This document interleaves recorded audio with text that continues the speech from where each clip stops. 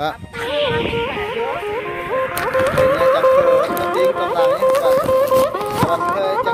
Welcome to Theo Federline and Mr. Chow Chow FT, Mr. D on the mix.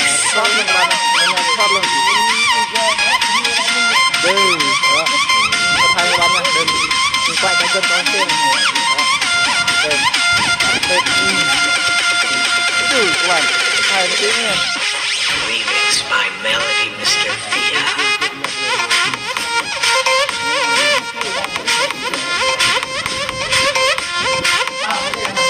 Hay quá. Hay.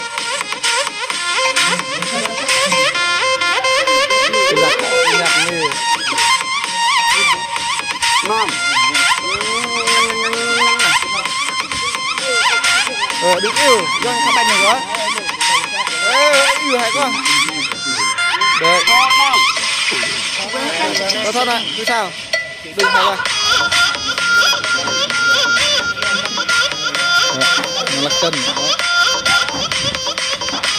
Rất là tiếng các bạn nha, ai thì biết hết chàng này nha.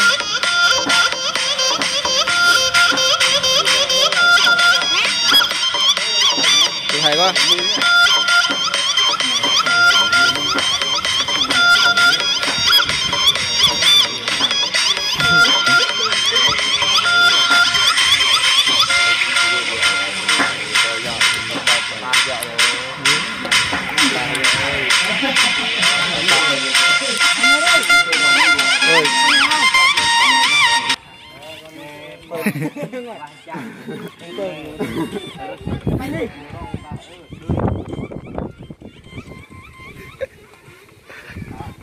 Đó, thế mà Trung anh hùng nục chưa?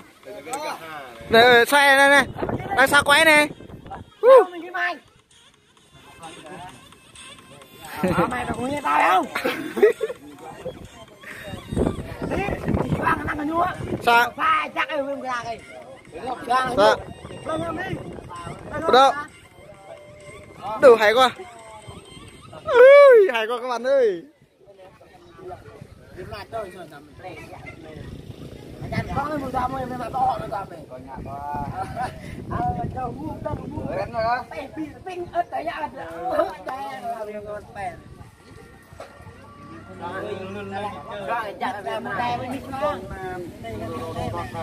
Đó.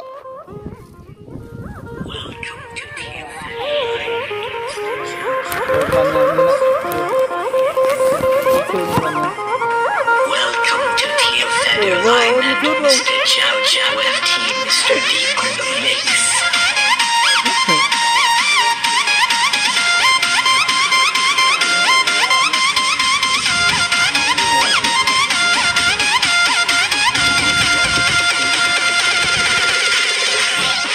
Remix by Melody, Mr. Theo.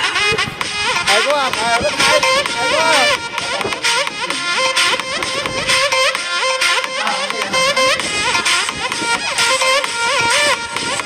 Cái bàn tay và chân tay trên.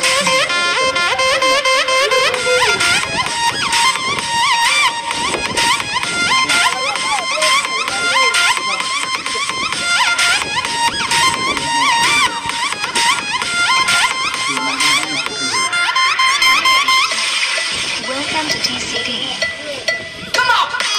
Hay quá. Xa tay nữa, quay xa tay nữa.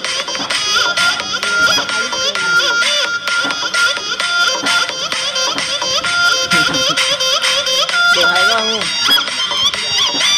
Đây con già, đây là con già các bạn nha, già tiền này. Đang khơi là rất là tiền các bạn này, ai cũng biết hết này.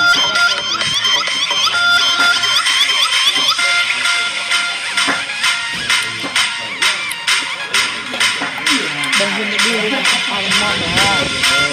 Bơ lên.